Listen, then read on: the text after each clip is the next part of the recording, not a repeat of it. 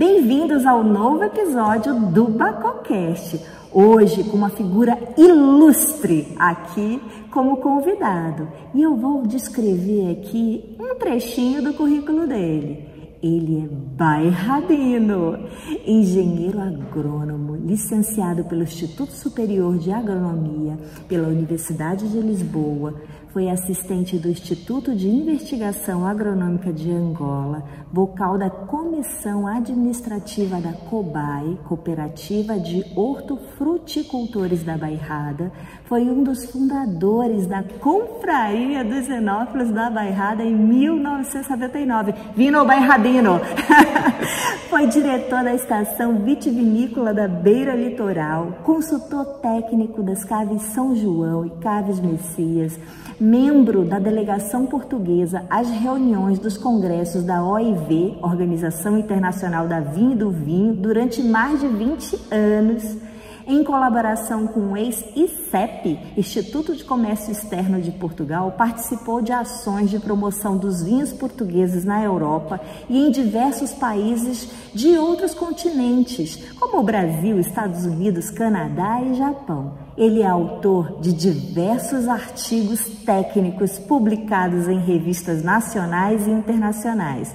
Publicou ainda a tecnologia dos vinhos tintos, tecnologia dos vinhos espumantes, o vinho da uva à garrafa, caves da bairrada, elementos da sua história e demarcação da bairrada, um percurso atribulado.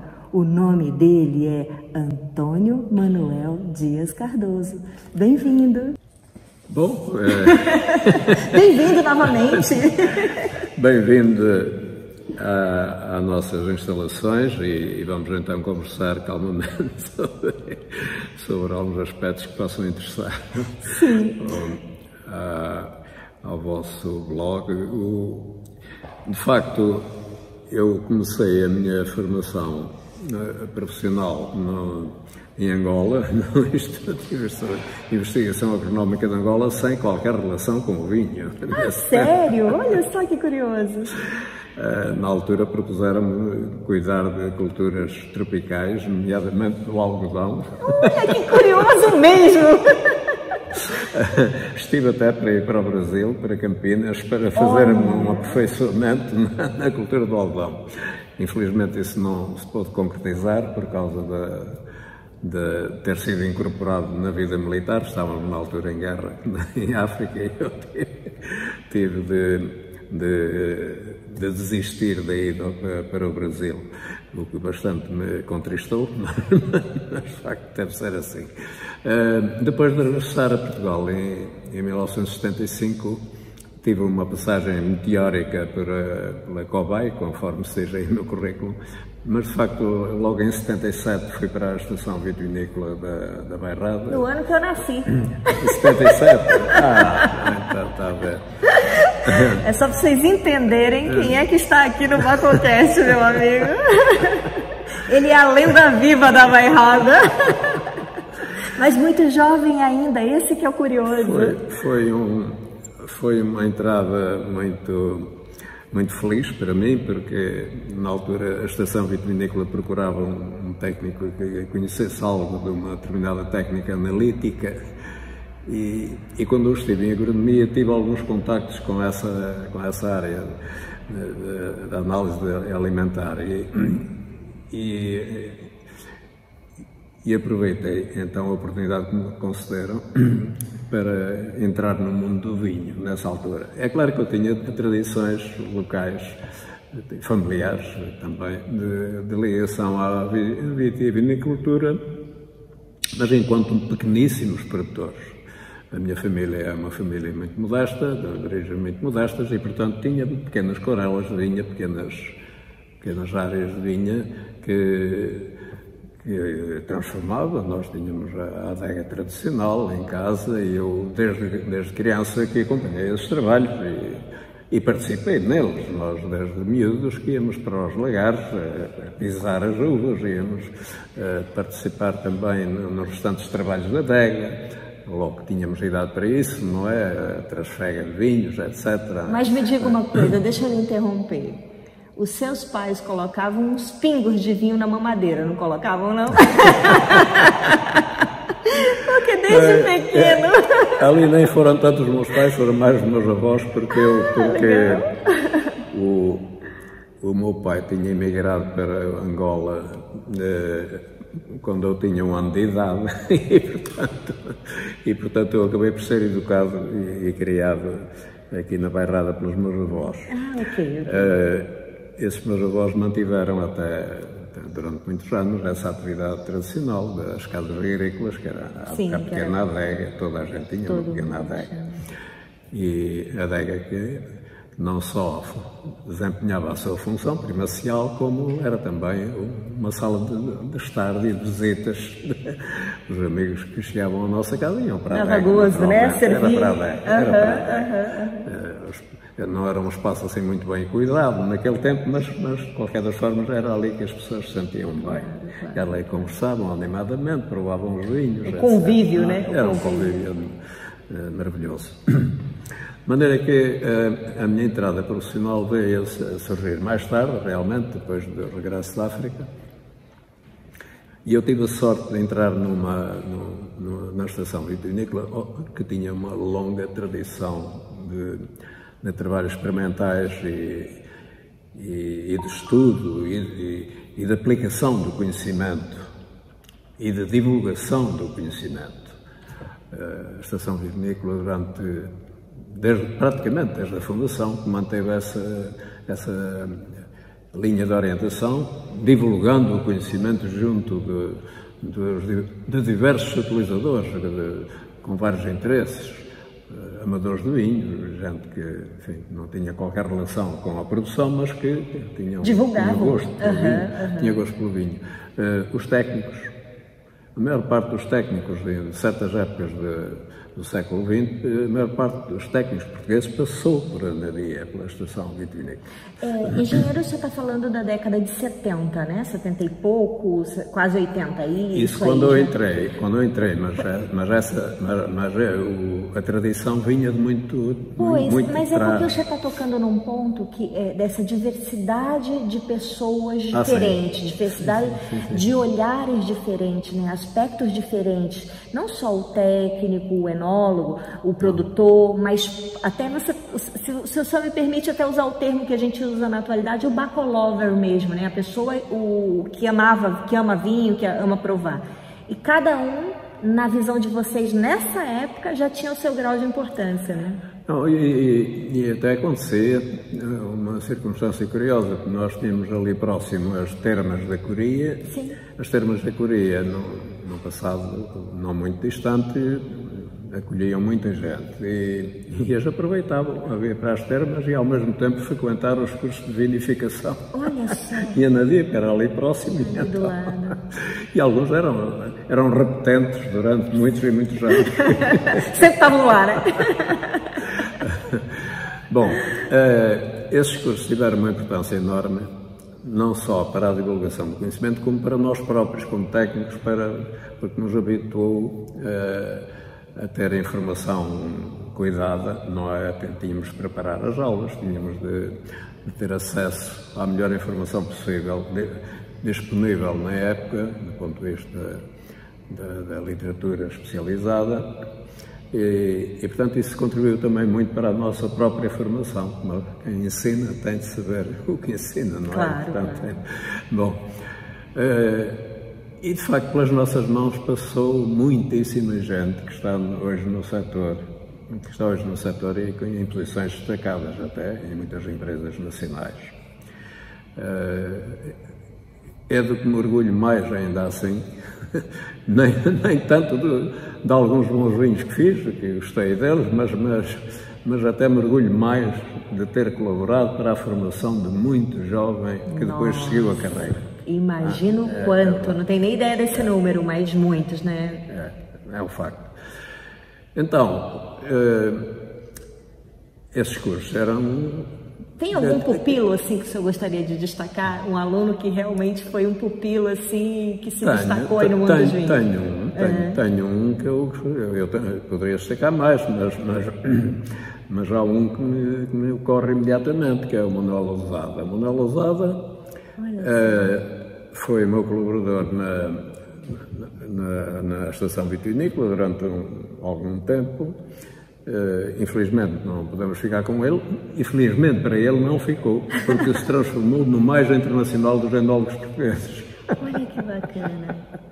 Porque a Casa Chandon acabou por o acolher e, portanto, ele foi para a Argentina, depois subiu para o Brasil? Percorreu a América do Sul em vinificações de grande sucesso. Penso que ultimamente está em Espanha, porque ele formou-se em Espanha também. Ele teve uma formação superior em Espanha e casou em Espanha, e portanto, penso que neste momento está em Espanha, mas tem de facto horizontes muito alargados no plano internacional, e creio que é o enólogo português com mais internacionalização. Olha que orgulho para o mestre, hein? Isso é que orgulho! Ele próprio fala nisso quando dá entrevistas, geralmente tem a gentileza de falar do meu nome, mas de facto ele ultrapassou o mestre muito, muito longe. Bom, e já agora também gostaria de citar o meu sucessor na Estação Vitivinícola, o engenheiro José Carvalheira. Porque, o Carvalheira faz cada vinho, o hibernos dele, Maria, ele arrebenta mesmo. Portanto, quer dizer que é seu pupilo também, olha só o Carvalheira. Pronto, enfim, já fica com uma pequena amostra. Parabéns pela obra. Mas enfim, engenheiro, claro que o senhor está imerso no mundo dos vinhos já há muito tempo, explicou aí como foi a introdução, e isso é muito bacana hoje olhar para trás e ver que teve um sentido, né? E que teve um objetivo, uma meta, que muitas vezes nem era tão especificamente clara, mas hoje a gente está aqui conversando debaixo de um belo projeto que a gente vai falar em seguida, e que imagino que é um compilado dessa vida voltada à enologia, que é emocionante ver, e de ver a sua obra, de toda a sua trajetória, e de tudo que o senhor já escreveu e compartilhou. É muito bonito, e queria aqui aproveitar para lhe parabenizar pela generosidade, sobretudo, de dividir o conhecimento, porque isso só os grandes homens fazem, de verdade. Muito obrigada. Bom, o seu último livro, eu não preciso nem comentar que eu virei tiete. Olha, a obra Vinho da Uva à Garrafa, se você é um bacolover de verdade, sério, você tem que comprar esse livro. Vinho da Uva à Garrafa, tá tudo lá. Bom, tudo isto foi acontecendo sem um plano pré-determinado. Surgem circunstâncias da vida em que há a possibilidade de dar determinados passos. As publicações surgiram um bocado assim. A primeira publicação que fiz, o primeiro livro que fiz, foi a Tecnologia dos Vinhos Tintos. Ora, porquê é que ele surge? Surge porque na altura foi possível lançar uma candidatura no âmbito europeu, em que eu liderei uns projetos de investigação associados com a Universidade de Aveiro e com a Estação Vitivinícola Nacional de Dois Portos. Como eu estava a liderar o projeto, lembrei-me a páginas tantas que seria interessante no âmbito do projeto, além dos trabalhos experimentais e da divulgação dos resultados, seria interessante publicar um livro que já tivesse alguns desses resultados e ao mesmo tempo servisse como um manual com finalidades didáticas e que pudesse ser usado não só por técnicos, como por os alunos, por estudantes de enologia em Portugal. Bom, de maneira que surgiu essa possibilidade, isso foi aceito e então foi possível publicá-la, não é? De então para cá outras circunstâncias surgiram, mas um pouco assim ao acaso. Portanto, não há, digamos, um plano muito bem definido.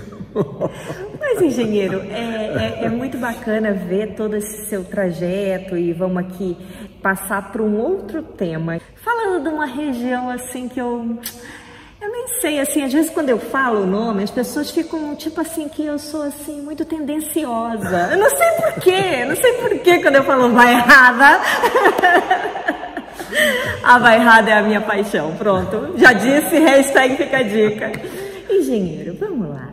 As pessoas que não conhecem, nunca tiveram oportunidade de ouvir sobre a Bairrada, o que o senhor poderia tentar falar em poucas palavras e tentar resumir de uma forma simples o que é a Bairrada do mundo dos vinhos? O que é essa tal dessa Bairrada que eu tanto amo? Bom, é uma das mais antigas regiões vinícolas do país e talvez aquela que tenha uma documentação antiga, preciosa, que comprova justamente a importância que ela teve no plano da vitivinicultura. Talvez porque a capital do país tivesse sido Coimbra, porque a Bairrada deriva bastante e resulta bastante, a Bairrada vinícola. O extremo é ali Coimbra, né? O extremo sul da Bairrada. Na verdade foi Coimbra o polo a partir do qual se geraram as viticulturas à volta. Olha que bom. Aliás, Bairrada, a palavra Bairrada tem também algo que se lhe diga.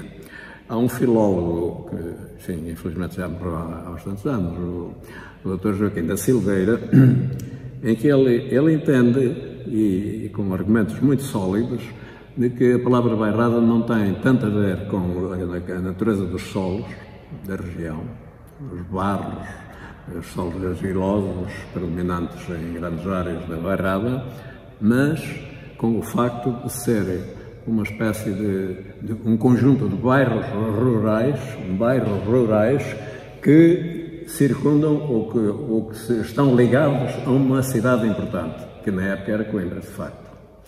Ora, Coimbra não era só a capital do reino, como tinha as instituições religiosas mais importantes, não é? Tinha os mosteiros do Lourovão, tinha o mosteiro de Santa Cruz, depois mais tarde veio a ter a Universidade que herdou também, enfim, um grande potencial sobre da hegemonia em relação às áreas agrícolas à volta de Coimbra. Isso fez com que essas instituições religiosas arquivaram e registaram por escrito muita coisa.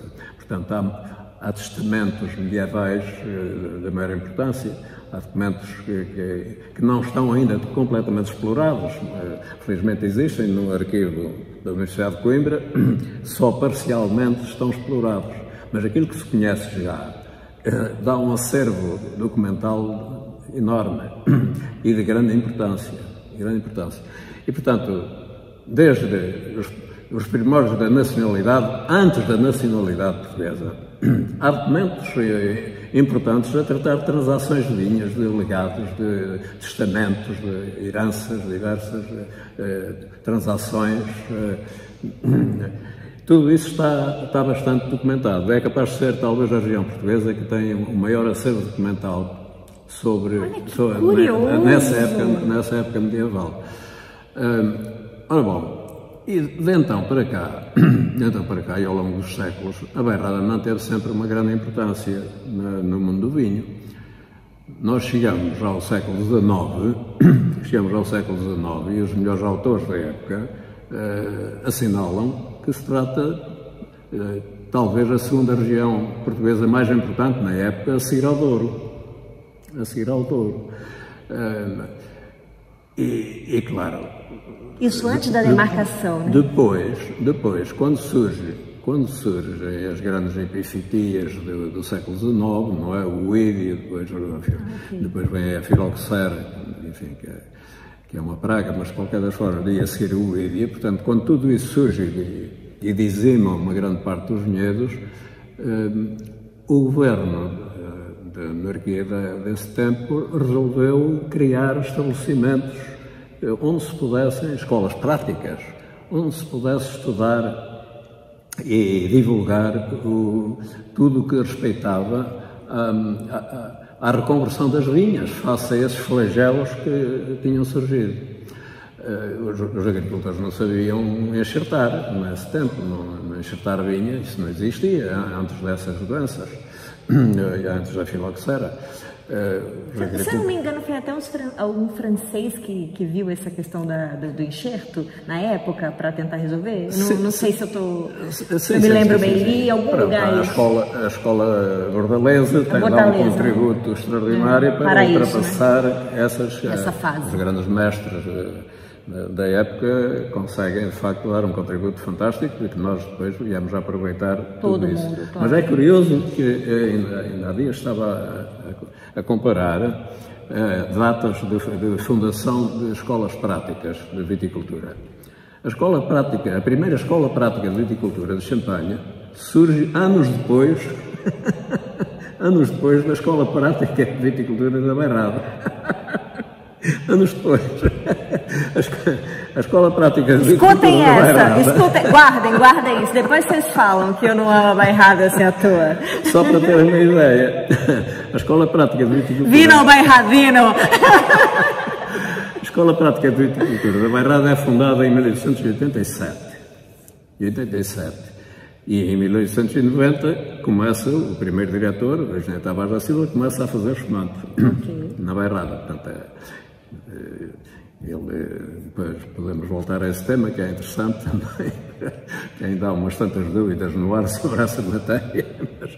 Mas então, isto, 1887, e os primeiros trabalhos práticos e de grande importância, que é o lançamento de uma nova atividade, que é a produção de espumante na Bairrada, em 1890.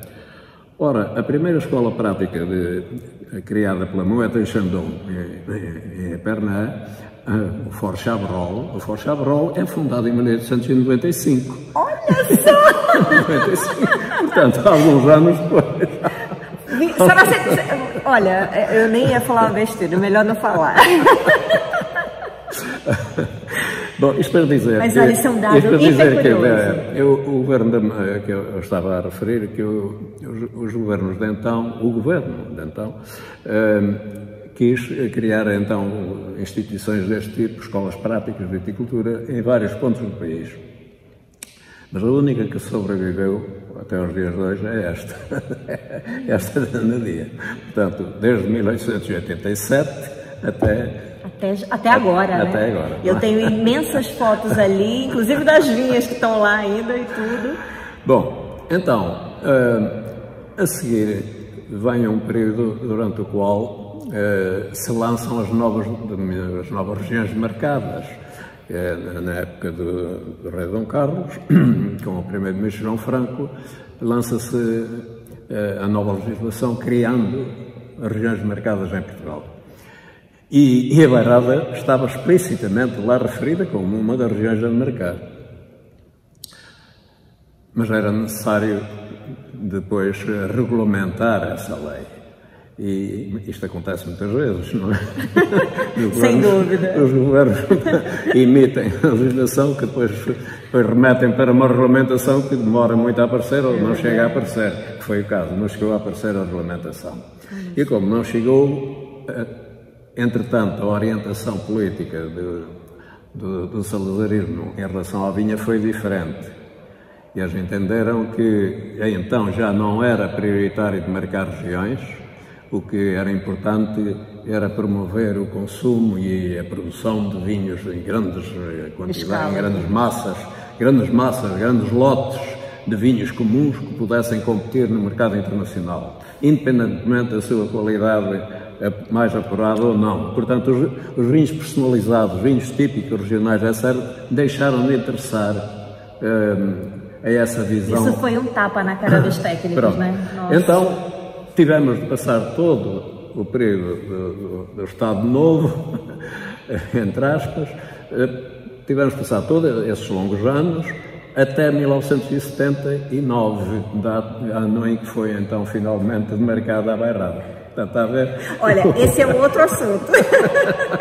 Mas, engenheiro, engenheiro, e vamos voltar o senhor contou belíssimamente, deu dados aí históricos fantásticos sobre a Bairrada, mas vamos falar sobre o terroir Bairrada, que realmente é um terroir que, apesar de ser pequenininho na sua área, mas tem é tão diversificado. Então vamos começar lá, pelos solos. Os solos da Bairrada, quais são as características dos solos da Bairrada? Bom, são variados porque podemos considerar um núcleo central da Bairrada, que na verdade, onde na verdade predominam os solos pardos calcário, com maior ou menor quantidade de calcário, solos argilosos em geral, pardos calcários. Portanto, são solos de uma cor assim, amarelo claro, argilosos, basta olhar para eles e ver no verão o fendilhamento dos solos. A pedra calcária está à superfície em muitos casos, enfim, a maior ou menor proporção, porque há zonas onde o calcário é predominante. Chega a ser giz. Portanto, se vamos em toda aquela zona que vai de Cantanhede a Coimbra, não é? Passando por Ançã, por Túnez, etc. Tudo isso é calcário. Onde está os Gran Cru da Bairrada? É verdade. De maneira que temos essa zona central, que são solos derivados do Jurássico, é quase tudo do mesmo período, mas do período secundário. De qualquer das formas, se viermos aqui mais para o norte e noroeste, vamos encontrar uma zona de Cartáceo que hoje está praticamente abandonada. Do lado nascente, vamos encontrar solos do Triássico, solos vermelhos, arenitos do Triássico.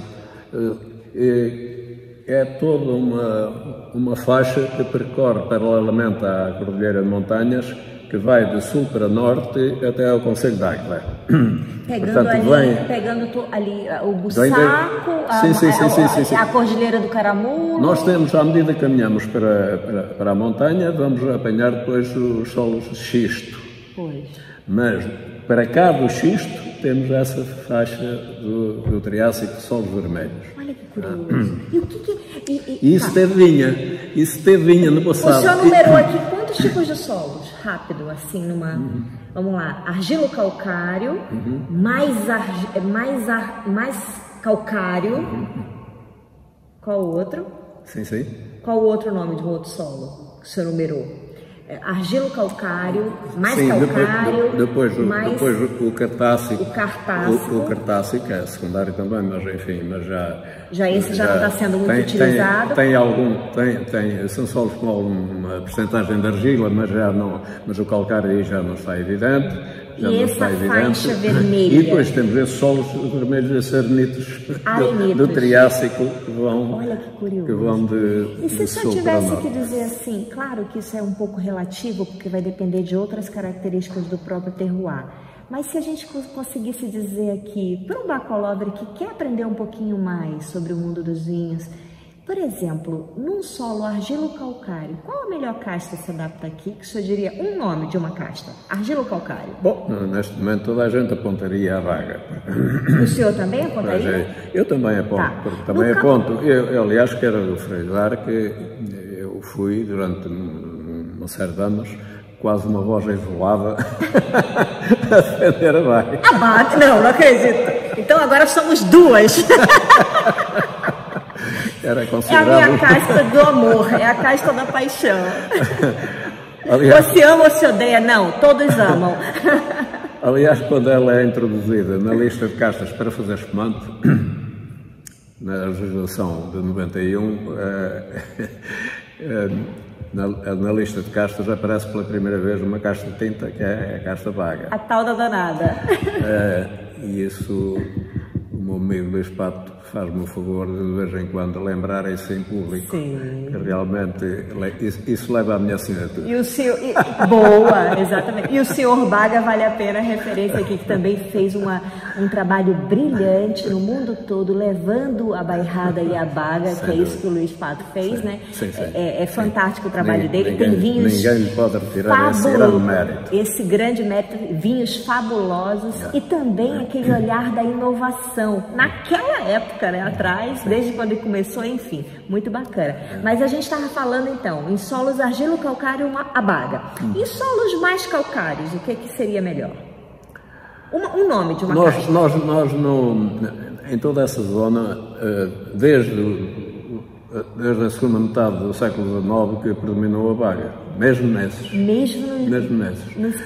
Nessa zona da Cantanhede, a baga recebe um nome alternativo, que é o poeirinho. O poeirinho.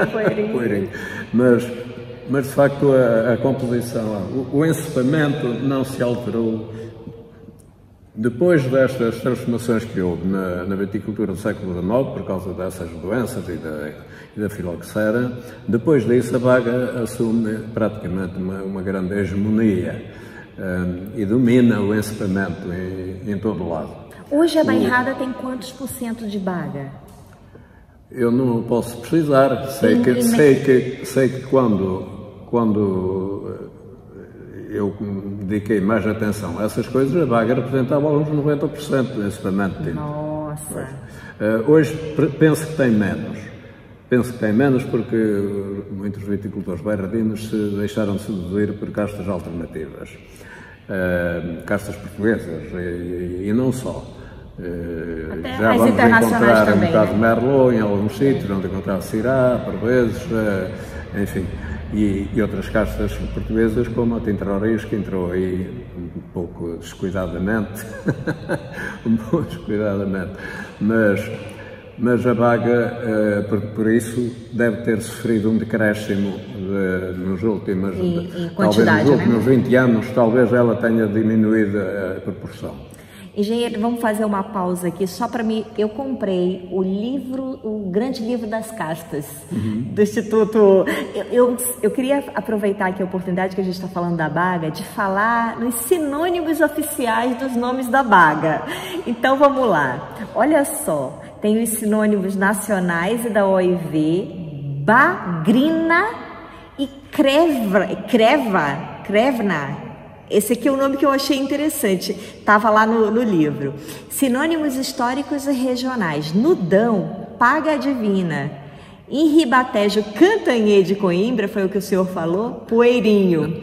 No Douro, tinta da bairrada. Em Tomar, carrasqueio. E Nudão e bairrada, baga do louro. Por que baga de louro? Nudão, eu trabalhei um bocado no Dão e lá de facto era a designação corrente da casta. Das pessoas utilizarem esse termo.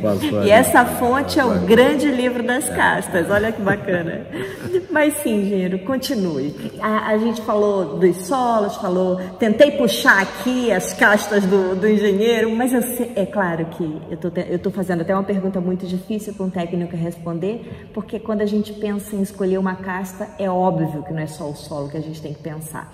Vamos passar para um outro assunto, climas da bairrada. O terroir da bairrada, quais são as principais características? Bom, nós estamos aqui a poucos quilómetros do mar e, portanto, é natural que haja uma influência atlântica razoável, não é? Por outro lado, temos a cordilheira de montanhas do Saco, do Caramulo, portanto, estamos aqui, de facto, encaixadas entre duas realidades geográficas importantes, de um lado o mar, do outro lado a montanha, não é? Isso cria inevitavelmente um clima particular, não tão úmido como no noroeste português, mas de qualquer das formas com suficiente umidade para que os agricultores tenham os benefícios e os prejuízos dessa situação. Sim, os benefícios são óbvios pelo facto de as plantas disporem de umidade para o seu desenvolvimento, e os prejuízos também são óbvios porque as doenças também se intensificam por esse facto. Claro, claro. Uma idade alta, né? Tendência a exatamente isso. De qualquer das formas, temos muitas... Isso é falar em termos gerais, porque, na verdade, depois, tudo o que tem a ver com a exposição da vinha,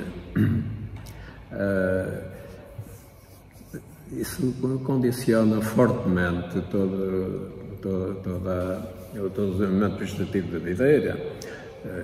As encostas que encontramos no concelho da Milhada, por exemplo, vamos pensar em Barcoço, até aqui em Oliveira do Bairro, há aqui zonas próximas de encostas extremamente soalheiras que foram abandonadas, muitas delas, infelizmente, onde se obtinham no passado resultados de maturidade admiráveis. Mas, claro, tudo isso acabou por ser comprometido porque também eram as zonas mais difíceis de trabalhar, em declives maiores, e foram as primeiras a ser abandonadas quando as circunstâncias sociais se alteraram. Ok, tá. E se a gente for, vamos tentar aqui colocar, só citar mesmo o nome das principais castas produzidas na Bairrada. Tintas e brancas. Vamos às tintas, começar com a minha rainha, a baga, ok? Depois da baga, vamos lá.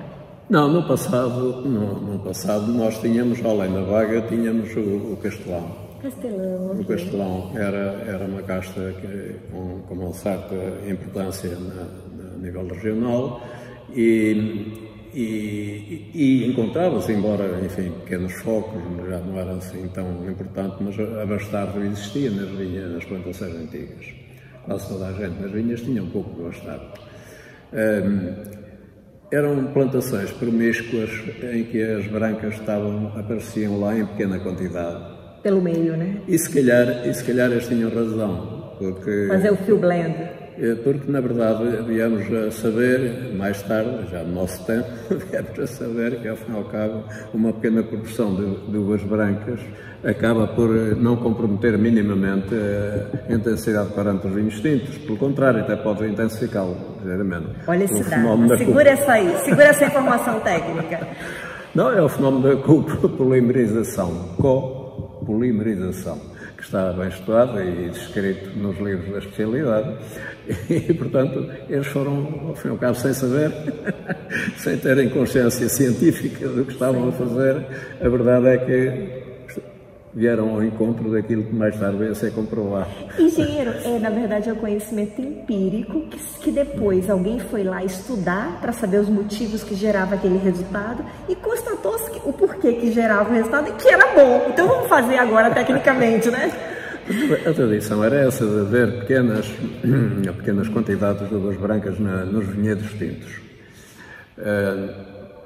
Os pequenos agricultores faziam sempre um barril de vinho branco para consumo doméstico, isso não era comercializado, por simplesmente. A verdade é que o grosso da produção, o objetivo era produzir um vinho tinto. Portanto, o vinho branco era que era o que era consumido e que ainda é até hoje mais consumido. Exatamente. Mas é que, em relação às castas que falou, das tintas e vinhos falou. Sim, era essencialmente isso. Havia uma casta no passado que eu ainda encontrei vinho dessa casta, mas já não encontrei a planta, que é muito citada no século XIX, que é a casta Chara. A Chara. A Chara vem mencionada. A origem é francesa também ou não? Como? A origem é francesa ou portuguesa? Não. É autóctone? Eu penso que é autóctone. Não tenho... Ainda tem alguém que planta a Chara? Há colegas meus mais conhecedores dessa matéria, poderão esclarecer melhor isso do que eu, mas de facto eu tentei encontrar a planta e não consegui. Agora, o vinho, sim, esse ainda existia nos arquivos na adega da Estação Vitinícola, ainda cheguei a conhecê-lo. Isto tem que importância, é que o António Augusto Aguiar, quando fez aquele célebre trabalho aqui na Bairrada, na monografia que ele publica sobre a Bairrada, o capítulo que é a memória dos processos de vinificação do reino, no que toca à bairrada, ele menciona justamente essas castas e até publica análises que colocam, de facto, essas castas em melhor posição a nível de maturidade do que a própria vaga. E ele, de resto, critica a tendência para ficar toda a gente agarrada só à vaga, porque ele entende que havia castas é um bagalover. Mas, engenheiro, e essas foram as autóctones. Mas hoje tem, vamos já falar das brancas, mas vamos falar um pouquinho das internacionais que têm entrado na bairrada, inclusive o senhor mesmo cultiva a Pinot Noir. Eu penso que a primeira casta francesa, como é habitual, que entrou na bairrada foi a Cabernet Sauvignon. Ok. E aí o meu saudoso amigo Luís Costa foi o causador, foi o pioneiro, vamos lá, dessa entrada do Cabernet Sauvignon. Ora, o Cabernet Sauvignon é uma casta tardia, Maturação lenta, né? Portanto, nós que já tínhamos um problema com a vaga de ser casta tardia, não melhoramos com o facto da introdução da Cabernet Sauvignon. Tivemos uma vantagem, como é uma casta de vaga muito pequenina, o vago miúdo, é muito resistente à podridão e, portanto, consegue ser colhida à tarde sem tanto risco de ser invadida pela podridão cinzenta do cacho. Já muito mais tarde, passado uma década ou duas, começam a surgir então a Syrah, começam a surgir a Merlot. Aliás, primeiro a Merlot e depois a Syrah, talvez tenha sido essa a ordem, na medida em que a Merlot era também casta bordelesa e, portanto, mais rapidamente. É a casta do Embora eu pense, sinceramente, nas Casas Messias fizemos vinhos interessantes da casta Syrah. E eu penso que a Syrah, talvez até por o seu berço ser mais meridional, a Syrah dá origem a vinhos mais próximos do estilo dos vinhos portugueses, do meu ponto de vista, do que a própria Cabernet Sauvignon. A Cabernet Sauvignon ou a Merlot, porque essas têm um estilo aromático muito particular, não é? Devido enfim, ao facto de terem aquele aroma primário que é fácil de notar. As pirazinas são fáceis de identificar. O que você pensa sobre a pirazina? Ama ou odeia? Olha, eu já vi de tudo. Não, a pirazina acaba por dar um aroma vegetal, não é? Um aroma a pimenta, que em rigor é um indicador de má maturidade. Precocidade, né, na colheita. É um indicador de má maturidade, portanto ela deveria ser, à medida que se colhe mais tardiamente essas castas, esse aroma vai-se atenuando, né? vai-se dissipando. Portanto, digamos, não se pode considerar que seja um marcador de qualidade aromática, pelo contrário. Pois é, tecnicamente, muitos técnicos brigam, né? Não gostam da pirazina. Mas como eu tenho esse contato não só com o técnico, mas com os bacolovers, com os consumidores finais, eu percebo que é muito agradável ao aroma do E é fácil de identificar, não é? Mas assim, não é ruim, não é algo que cause repugnância. Eles até gostam, entendeu? Então, assim, é muito interessante a gente ouvir aspectos diferentes, né? A gente saber por que estou sentindo aquele aroma, que na verdade a gente sabe, que é a precocidade na colheita, que não houve a maturação completa, mas isso me agrada ou não me agrada, enfim, ponto. Que é o que quem vai voltar a comprar a garrafa daquele vinho, né? Que vai determinar isso.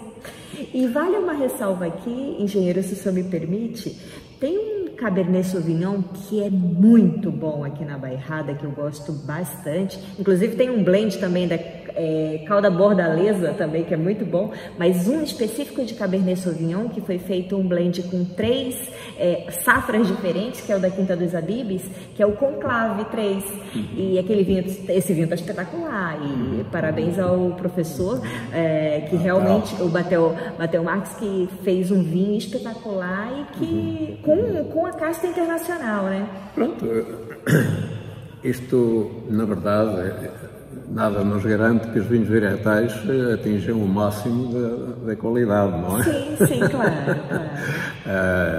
Tem a vantagem do consumidor poder reconhecer um determinado estilo de vinho e, portanto, do ponto de vista comercial, são um sucesso, obviamente. Em relação, não sei se quer passar às brancas. As brancas, só uma ressalva, e o senhor falou que tem Merlot também aqui plantado. Da Merlot. A Merlot tem sido cultivada, de facto, progressivamente aí pelos viticultores bairradinos. Eu ainda não encontrei um grande vinho de Merlot feito aqui na Bairrada e até noutras partes do país não é assim tão fácil. Não é uma casta que o senhor admire? Ela tem, enfim, características que a tornam apetecível, porque realmente ela tem tendência, é um cacho menos compacto. Certo. Mais difuso, né, como fala. Por vezes até com algum desadinho, e os agricultores conseguem ter um teor de açúcar elevado. Mas tem um simpático Merlot aqui na Bairrada, sabe qual é? O do Mário Neves, os vinhos Neves. É do meu amigo. São vinhos assim, eu vejo os vinhos do Mário, são vinhos que estão realmente voltados a um determinado patamar de consumidor, né? E tem feito um bom trabalho, tem feito um resultado, tem feito... Prestamos homenagem ao Mário Neves. Um beijo, amigo. Mas como digo, ela tem sido explorada por certas características de cultivo, certas características culturais que a tornam, enfim, desejável aí para os nossos viticultores. Mas de facto tem havido essa dificuldade. Uma dificuldade adicional que eu encontrei quando trabalhei com ela era a dificuldade dela fazer a fermentação malolática. Ok. Em muitos casos, nós tínhamos a Merlot connosco também, nos tempos em que eu trabalhei nisso, e de facto havia sempre uma certa dificuldade em desencadear a fermentação malolática no Merlot. Como consequência disso, o vinho mantinha-se um bocado assíduo durante demasiado tempo. Demasiado tempo. Mas, enfim, são observações pessoais que podem não espelhar a totalidade da realidade. Isto para dizer que, ao fim e ao cabo, a introdução dessas castas estrangeiras e provavelmente o leque não estará totalmente aberto, haveria ainda mencionar uma outra que ainda anda por aí, mas estas são as essenciais que entraram na região da Bairrada. As tintas, né? E as brancas? Vamos lá. É provável que dos lotes entre a Baga e algumas dessas castas resultem coisas boas e provavelmente isso ainda está por explorar em parte. Perfeito. Em relação às brancas, o que podemos dizer é que o ensinamento regional se tem mantido relativamente estável ao longo dos anos. A única alteração importante, portanto, quando eu digo estável, é que estou-me a referir à Maria Gomes, tem sido indicado, aliás, o nome oficial é Fernão Pires, enfim, mas é a Maria Gomes, na Bairrada, a Bical, enfim, também existe no Dão, é verdade, mas enfim, é uma casta muito característica aqui da região, a Arinta e a Cercial da Bairrada, que está neste momento a ganhar maior força. Estas 4 castas eram acompanhadas ainda por uma quinta que era Rabo de Ovelha, que hoje está, penso que em recessão. Ok. Em recessão. Este encepamento tem-se mantido relativamente estável ao longo de muitos anos. Foi enriquecido, talvez, nos últimos anos, com a introdução de duas castas francesas, que foi a casa da Chardonnay e da Sauvignon Blanc. Eu não me referi à Sarcielinho como casta regional, porque realmente não era casta regional, ela foi, o Luís Pato faz muito da questão do Sarcielinho. O Sarcielinho é uma casta híbrida que foi obtida por um melhorador importante, um engenheiro agrónomo de grande mérito, que foi o engenheiro Leão Freire de Almeida, e que, como melhorador, como homem ligado à genética aplicada ao melhoramento da videira, ele obteve imensas variedades novas e por hibridação, isso com técnicas muito arcaicas ainda naquele tempo, mas ele fez um trabalho notável. Faltou, talvez, um acompanhamento enológico melhor aos trabalhos dele e, portanto, muitas variedades híbridas que ele lançou acabaram por não ter grande sucesso, porque os vinhos que resultaram não foram lá essas coisas, okay. Não foram tão brilhantes assim. Mas, de qualquer das formas, o trabalho tem um grande mérito e pena foi que outros não tivessem desenvolvido mais. Sim. Porque, ao fim e ao cabo, nós, o que é que vemos hoje aí para essa Europa fora, na Alemanha e noutros sítios, vemos justamente a tentativa de obter novas variedades resistentes às doenças, não é? Exatamente. Ora, já era a preocupação dele há largas décadas atrás. Exatamente, é isso mesmo. Com esse giro que a gente deu aqui na Bairrada, falando do solo, falando do clima, falando das castas, a característica, a gente quando completa o conceito terroir, a gente fala mão humana, no sentido do trabalho humano, né? Da escolha de como conduzir, desde a implantação da vinha, a escolha do local e da adega, da verificação, de todo o processo que está ali, a mão humana, as decisões humanas. Por isso que o conceito do terroir é tão amplo, né? E o que o senhor caracterizaria como, olha, isso é algo fundamental que aqui na Bairrada acontece, com relação à atuação do homem? Bom, esse fator humano realmente é decisivo. Se calhar é mais importante ainda do que os outros. De todos. É que vai tomar as decisões do resto todo. É o principal fator de qualidade dos vinhos, é o homem, de facto, há de ser, certamente. O zelo com que ele faz as coisas, o cuidado dos trabalhos culturais e da adega, etc., tudo isso se reflete inevitavelmente na qualidade do produto final. E isso é verdade. Que características tem o Barradino que se possam sobrepor a outros tipos humanos? Essa é uma questão difícil, não quero me lembrar de ninguém. Eu sou Barradino, eu sou Barradino, mas eu digo assim, aqui na Bairrada. Não pretendo que nós Barradinos sejamos superiores a outros. Não que achem, eles se acham. Humanos portugueses, não creio, mas a única característica que há aqui na Bairrada e que talvez tenha interesse salientar é que isto é gente muito ativa, de facto é. Mas também é gente que muda rapidamente de frente de trabalho se verificar que não é por aí. Que não está correndo, né? Não está correndo bem. Isso, se calhar, é uma qualidade. É verdade. Está astuto, né? Está percebendo, né? Porque tem gente que senta em cima do negócio, pronto. O mundo pode morrer, está tudo escancarado e a pessoa não muda de opinião, né? Depois, isto é uma sociedade bairradina que há muitos anos se distingue pelo facto de haver uma multiplicidade de atividades muito grande. Desde logo, a atividade comercial seduziu muita gente aqui pela Bairrada fora, nas mais diversas áreas. Depois, a indústria penetrou um pouco por todo lado, portanto, nós encontramos miríades de empresas industriais aí ao longo da região. E, do ponto de vista agrário, há muitos anos que não houve concentração fundiária. Portanto, as grandes propriedades agrícolas que encontramos noutras zonas do país, aqui há muitos anos não existiam.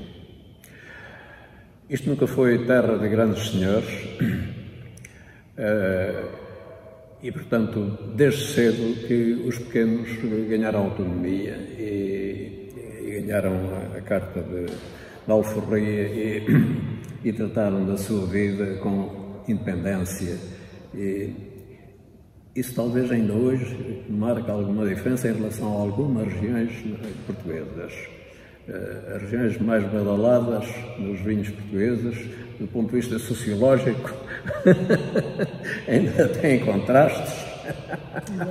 Ainda tem contrastes que nós já não encontramos aqui no centro do país, porque de facto aconteceu por uma imigração muito precoce, desde cedo que isto imigrou imensa gente aqui e curiosamente alguns dos que regressaram do Brasil, nomeadamente, regressaram do Brasil com outras ideias mais arejadas. Aliás, eles consideravam que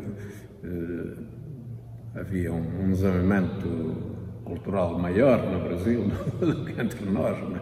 E uma maior abertura para a sociedade moderna no Brasil. E, portanto, alguns dos nossos imigrantes portugueses bem-sucedidos no Brasil, e nomeadamente aqui na Bairrada, imigrantes que foram da Bairrada, saíram da Bairrada para o Brasil e regressaram fundando as suas pequenas empresas vinícolas. Veja o caso do Eureste Pessoa, por exemplo, que dá origem depois, mais tarde, ao Poço Lobo. Ai, nem me fale do Poço Lobo, eu adoro essa vinha. Mas houve mais, há mais exemplos desses. A Quinta São Miguel, sem dúvida, Quinta São Miguel, em Valongo do Voga, na Abeleda, um homem também de certa importância, o engenheiro Flávio Rodrigues. Portanto, eles tiveram, tudo isso foi gente que veio do Brasil com uma mente arejada e tentou fazer aqui, numa época em que os vinhos engarrafados se calhar ainda não tinham grande expressão comercial, mas tentaram engarrafar os seus vinhos com marca própria, etc. Com essa mentalidade já. Estamos a falar aqui há largas décadas atrás, quando praticamente não havia vinhos engarrafados com marca. Com marca nenhuma. Não é? O CBI era em círculos muito restritos, eram os salões de Lisboa, enfim, embaixadas, zonas privilegiadas, onde de facto circulavam alguns vinhos desse tipo, mas eles tentaram fazer isso. O sucesso não terá sido grande, tanto assim que depois mudaram de mão rapidamente. Essas propriedades acabaram por mudar de mãos. Mas, portanto, o Bairradino é esse homem assim, independente, cioso da sua autonomia e que gosta de fazer pela vida. Pois, simples assim. E eu acrescento um negócio, olha, o Bairradino é barrista. Adoro, aprendi muito com os bairradinos a defesa do território. Coloca a bandeira da bairrada, meu amigo.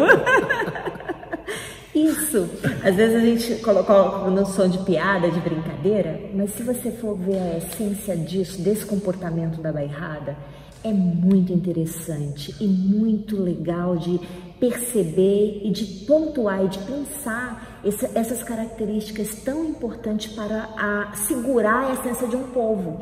E isso a bairrada me ensinou. E quando eu falo vino ou bairradino, é muito em função disso que eu acho que é nesse aspecto que a gente tem que também observar diferenças culturais e pensar as coisas boas mesmo. E isso é uma das coisas que eu acho que a bairrada tem de muito bacana. Mas, engenheiro, o senhor tocou num ponto que eu acho assim muito importante. essa visão globalizada. O senhor falou desses migrantes que foram para o Brasil, que na verdade poderia ter sido para o Brasil e poderia ser para outros países também, mas é o fato de sair da sua zona de conforto, do seu território, dos teus muros, vamos pôr assim, e poder ter uma visão além-mar, como fala no linguajar mais popular. Então, ter essa capacidade de vivenciar outras realidades, outras ações humanas no mundo dos vinhos, também torna o técnico muito mais capacitado para tomar decisões dentro do seu território mesmo, porque ele já teve essa vivência, né, essa oportunidade de fazer esse caminhar aí no mundo dos vinhos. E talvez essas pinceladas que o senhor fez em inúmeros países que o senhor já visitou e que fazia ações, lhe conferiram essa competência e esse know-how que o senhor teve para chegar a essas obras-primas que o senhor faz. E isso é um ponto muito importante não só para os bacolovers, mas sobretudo para os jovens técnicos que estão começando nesse mundo dos vinhos mesmo, como técnicos profissionais mesmo, a criar esse horizonte além-mar para poder vivenciar coisas diferentes e tirar disso como uma oportunidade de aprendizado mesmo.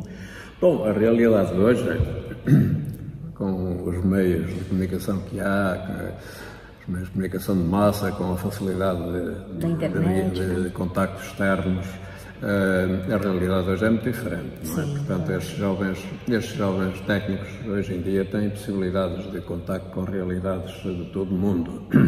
A toda hora, né? A toda a hora. Portanto, quando eu, no início da minha carreira profissional, tentava sair e conhecer outras coisas no exterior, era uma dificuldade tremenda. E olha que o senhor andou, hein?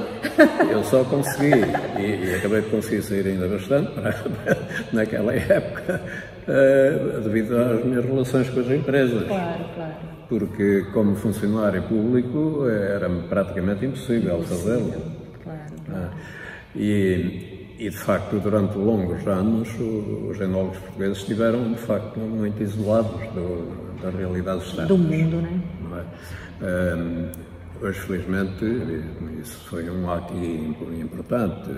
Hoje, o conhecimento que existe hoje sobre os vinhos de todo o mundo é incomparavelmente maior. E, portanto, toda a gente pode fazer comparações e melhorar em conformidade. Essa é a voz da Bairrada. Pronto. O assunto agora é Confraria dos Enófilos da Bairrada. Eu acho que eu tô com o 001 da confraria. Engenheiro, o senhor dos pioneiros, é um dos pilares dessa confraria, né, que teve a sua regulamentação, a sua implantação em 1979, eu tinha 2 anos de idade. E queria que o senhor comentasse um pouquinho, na época, qual era a visão de vocês, qual que era a ideia desse grupo de pessoas envolvidas no mundo dos vinhos para fazer algo assim? Quando, nesse ano, aliás, ainda no ano anterior, talvez no inverno anterior, começámos a pensar em lançar projetos para a região, pensámos em 2 coisas. Por um lado, era a demarcação da Bairrada, que estava por fazer.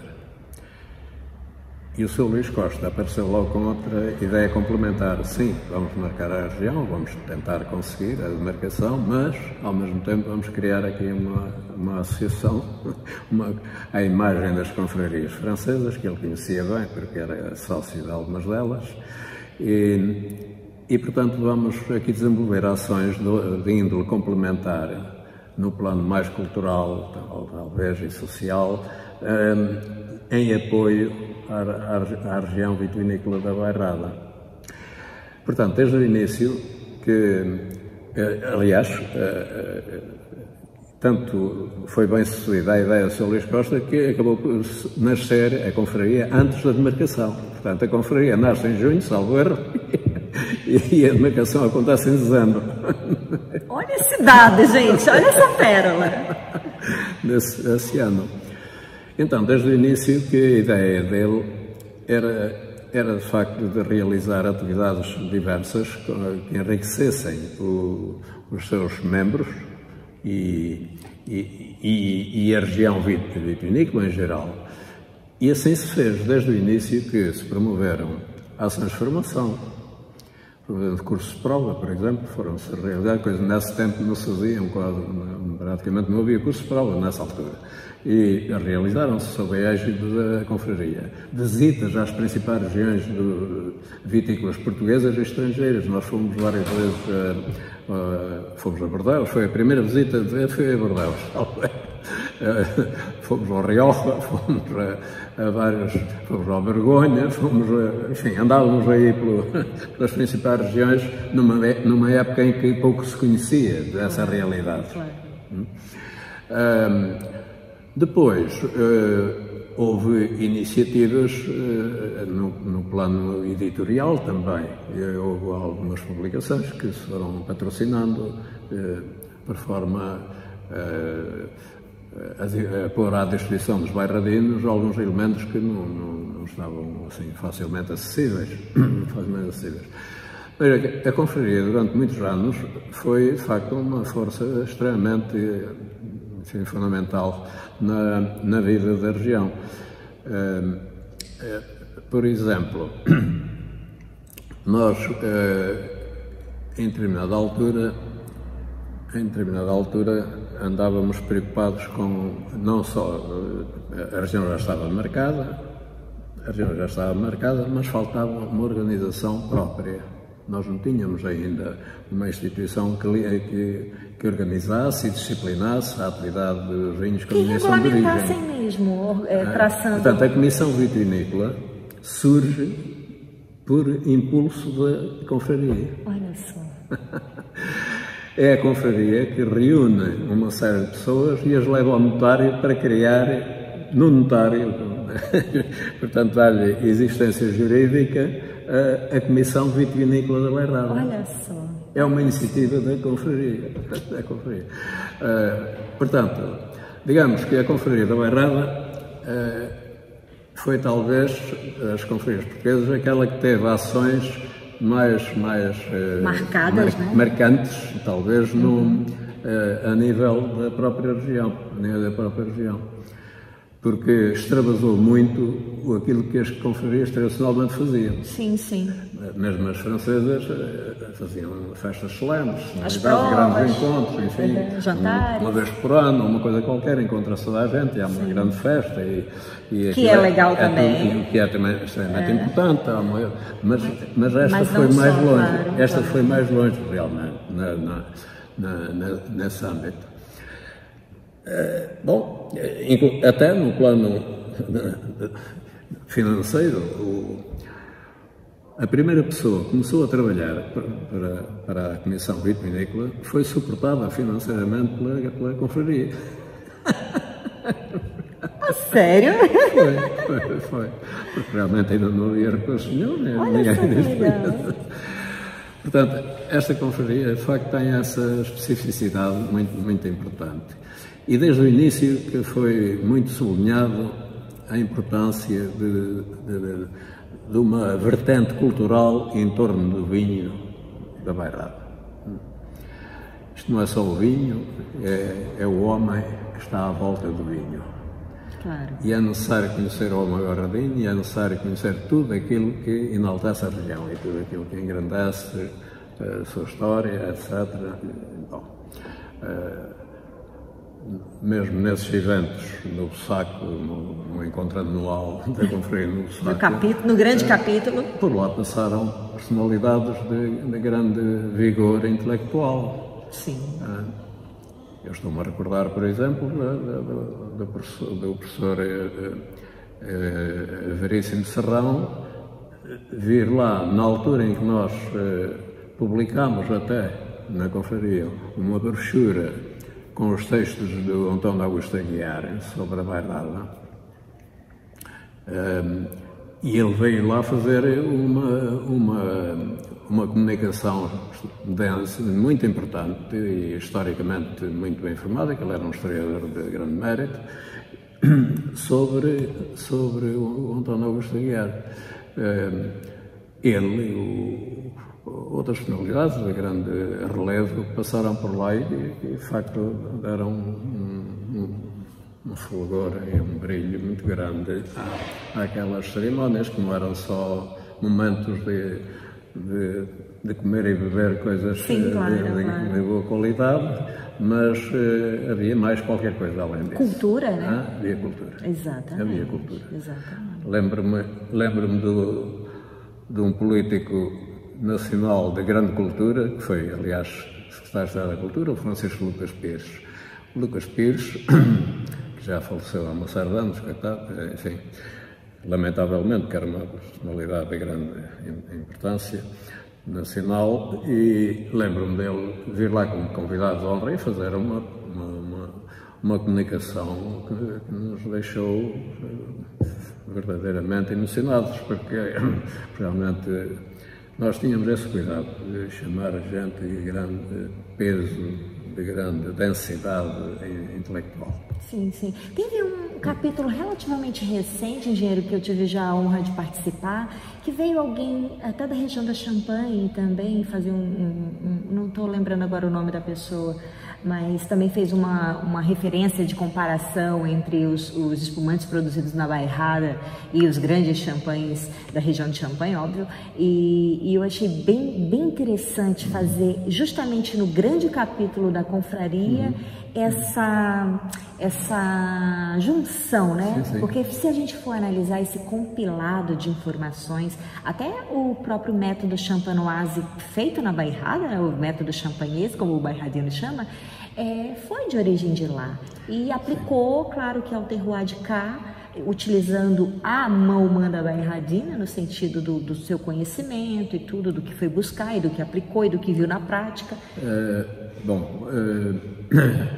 Os bairradinos que estiveram envolvidos nas primeiras empresas de espumante na região eram comerciantes de relevo e o caso do engenheiro Tavares da Silva era um técnico de grande valor.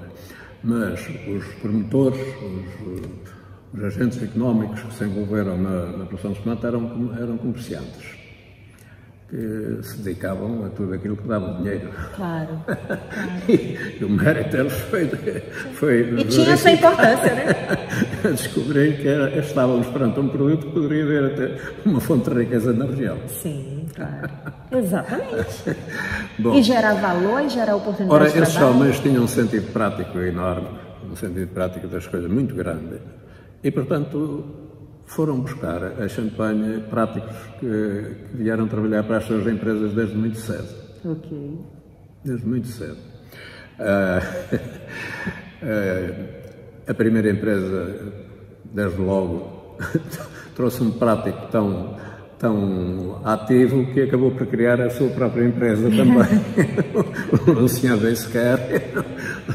Beisquer foi chefe de cabo da primeira empresa bairradina, da Associação Vinícola da Bairrada, e passados uns anos vai fundar as cabos do Sr. Beisquer, ainda está lá o edifício, ainda lá está. Bom, e outras fizeram o mesmo, as Cabos São João também tiveram um prático francês, etc.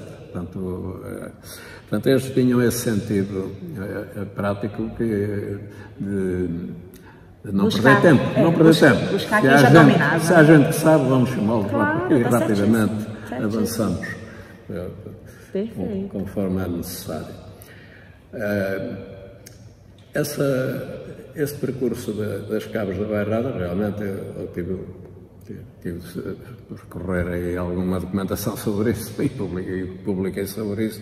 De alguma maneira põe em evidência o que foi de facto a importância que teve esse movimento que começa ainda no século XIX. Portanto, a primeira empresa ela nasce em 1893. A Associação Vinícola da Bairrada nasce juridicamente, portanto a escritura é celebrada, curiosamente, um dos fundadores tinha sido primeiro-ministro de Portugal, que era o Conselheiro José Vicente Castro. Sim, ele tinha sido primeiro-ministro de Portugal. E na altura ainda era o chefe do Partido Progressista, ainda era dirigente partidário no fim da monarquia constitucional. Bom, o que é certo é que essa empresa nasce em 1893 e depois vem esse tal prático francês, o Lucien Besseker, fundou ele nos princípios do século seguinte, do século XX já. E... Olá. Tudo bem? Olha, nós estamos aqui sendo... Puxa a cadeira, vamos sentar os três. Vamos afastar? Sim, sim. Aqui, ó, senta aqui do meu lado, eu fico no meio de vocês dois. Ó, chegou aqui o filho do engenheiro. Vamos lá, se apresente, aproveite. Eu sou o filho do engenheiro. Olha, ele já me disse que você tem o mesmo nome. Quase igual, quase igual. Tá bem. Só concluindo, com licença. Concluindo a questão da confraria, passados 42 anos, vamos lá. É importante também fazer essa análise de a gente perceber se o objetivo foi cumprido. Se o objetivo foi cumprido, engenheiro. Nós temos sempre o desejo de ir mais além. Porque já é um percurso, né? Como todas as organizações, tem altos e baixos, e, portanto, houve períodos de maior fulgor do que outros, mas eu estou convencido que, em linhas gerais, esta confraria tem de ser considerada um êxito, porque, na verdade, é a mais antiga confraria em atividade. Sem dúvida, eu também sempre falo em atividade. Eu conheci a anterior à confraria, que foi a Colegiada de São Martinho, em Lisboa. Essa Colegiada de São Martinho era constituída por gente de renome na sociedade de então,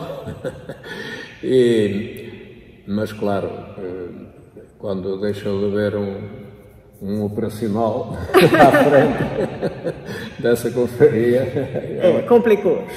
Extinguiu-se por esse problema. Ok. E, portanto, quando foi fundada a confraria da Bairrada, já não havia a anterior há uma certa anos. Tá bem. Há uma certa anos. Portanto, é a mais antiga. Em atividade. Passados alguns anos, fundou-se a confraria do Vinho de Porto. Ok. Passados alguns anos, mas já depois da Bairrada. Portanto, manteve-se ininterruptamente em atividade, desde 79 até hoje. Sim. Até nos últimos anos, com a presidência da Célia Alves e a equipa jovem que está em torno dela, até ganhou um novo alento e, portanto, está com algum dinamismo. Portanto, não vejo razão para pessimismo. Tá ótimo, que bom. Espero também continuar contribuindo, divulgando o vinho bairradeiro. Vamos agora, vamos fazer um desfecho aqui na nossa conversa, aproveitar aqui a presença do seu filho, para a gente falar desse projeto cá. Eu acho que depois desse trilhar nesse mundo dos vinhos, dessa sua história belíssima de contributo, generosidade, transmissão de conhecimento, de ter feito pupilos inúmeros aí, fazendo trabalhos brilhantes, não só na Bairrada, mas como no mundo dos vinhos, vamos agora falar um pouquinho do seu projeto, esse seu miminho aqui, essa joia, essa pérola, esse brilhante. Apresente lá aos ouvintes do Bacocast exatamente o que é isso, o que a gente está aqui.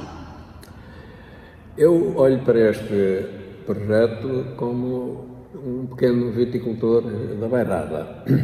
Um pequeno viticultor que vai continuar a ser um pequeno viticultor, e os meus continuadores, e o meu continuador, que é o meu filho, aqui presente, continuará a ser um pequeno viticultor. A dimensão é pequena e não temos grandes possibilidades reais de crescer em dimensão e nem queremos. Achamos que ficamos bem com a dimensão para que apontamos, de 1,5 hectares, que é uma ridicularia em termos internacionais, não é? E até em termos nacionais. Dá para fazer muita coisa no 1,5 hectares. Até em termos nacionais. Portanto, nosso objetivo, qual tem sido? É de criar valor acrescentado na pequena produção que temos. Portanto, que esta pequena produção ganhe suficiente notoriedade e prestígio por forma a rentabilizar a pequena exploração que temos. Claro, ok. E qual que é o nome do projeto? Fala um pouquinho você agora. O projeto? Daqui, qual é o nome do vinho, como é que vocês gostam de denominar? E propagar? O projeto é uma empresa, bom, para já está sempre uma marca que nós lançamos agora em agosto, com a inauguração desta adega, que foi Dias Cardoso Vinhos. Dias Cardoso Vinhos. Dias Cardoso Vinhos. Exatamente, essa é a marca, é a nossa marca. Ok. E então, pronto, depois com essa marca, há alguns produtos que já nasceram antes da marca. Sim. E que nós pretendemos continuar agora com a marca, que são o nosso espumante, o Conjúbilo, né? E agora estamos a lançar-nos também em algumas experiências com vinho branco, já o ano passado, e este ano vamos tentar. Pelo mesmo nome? Também. Pelo mesmo nome? Não. Vão ter marca. Nós lançamos o vinho branco com o nome Curva da Sousa. Ok. Isto tem alguma relação aqui com a Ele já explicou. Curva da Sousa. E o vinho tinto irá usar, em princípio, também o nome Curva da Sousa. Ok. Pronto, isso são. Nós também não queremos queremos criar um portfólio de produtos e não tanto de marcas. Nós queremos que a marca sejam marcas com notoriedade, mas que tenham uma abrangência. Ok.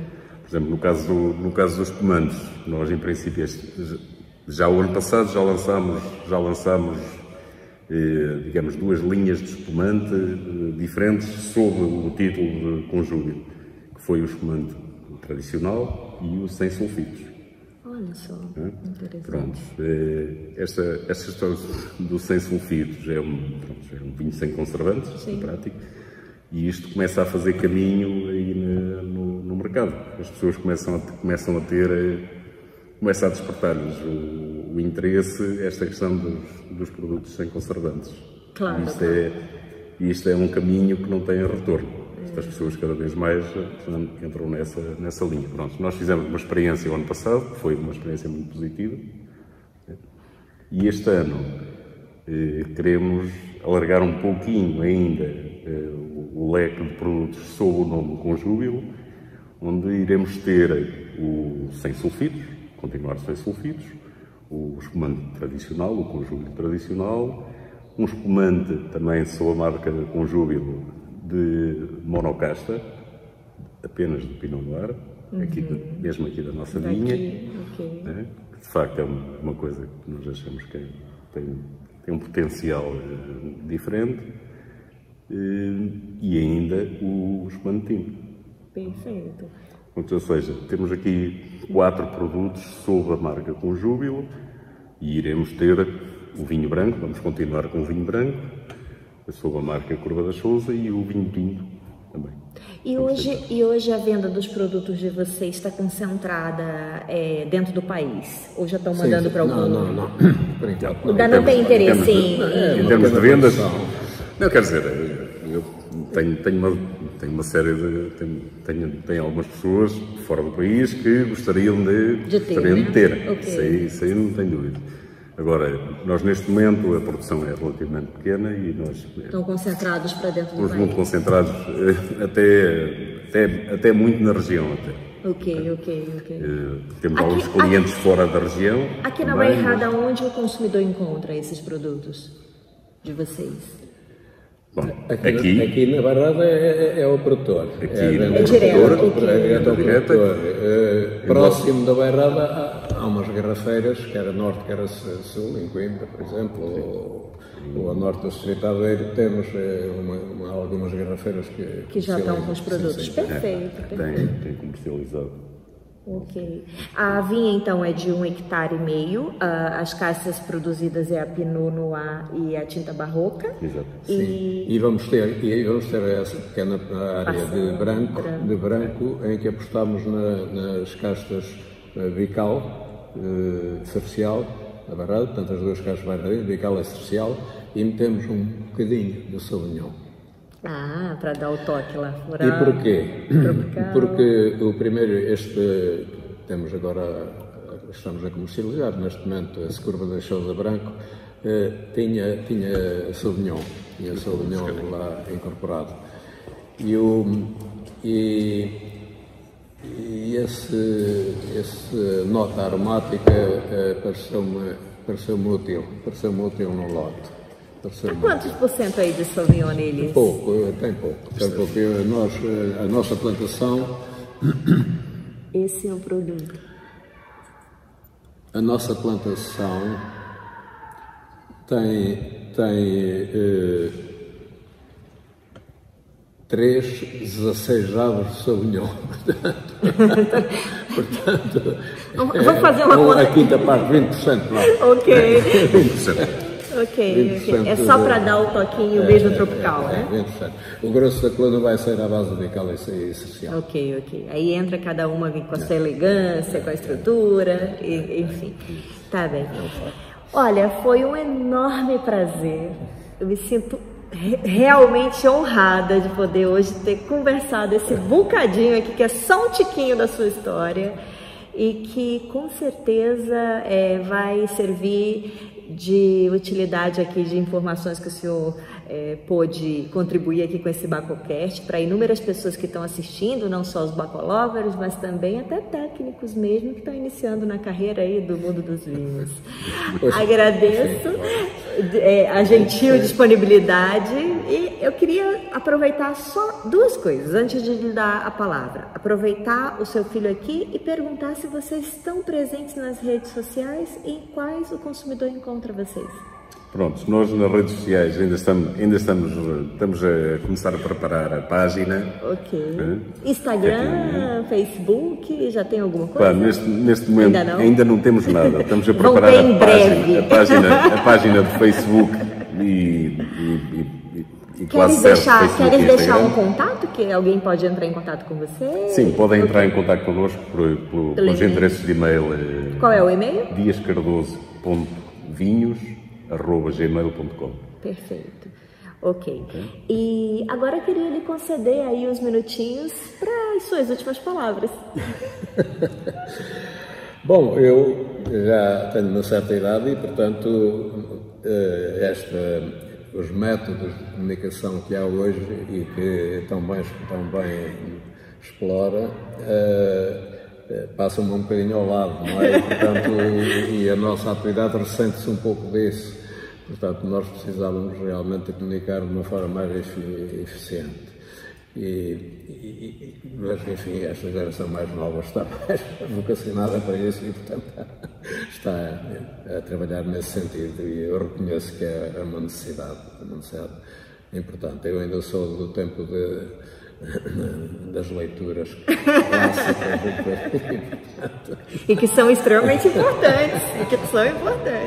Não, portanto, para além dessa questão, mesmo com uma longa atividade, carreira profissional, há muitos. Cada colheita é um desafio. Sem dúvida. É um desafio. E, portanto, nós nunca temos. Isto não é uma ciência exata, a enologia não é uma ciência exata. E, portanto, nós temos sempre dificuldades a enfrentar em cada colheita, porque ou são as maturidades que não foram atingidas como pretendíamos, ou foram doenças que nos vieram trocar as voltas, ou foi uma geada que nos destruiu uma parte da colheita. E isso aconteceu-nos este ano, no Pinot Noir, por exemplo. Ou no dia da colheita chover.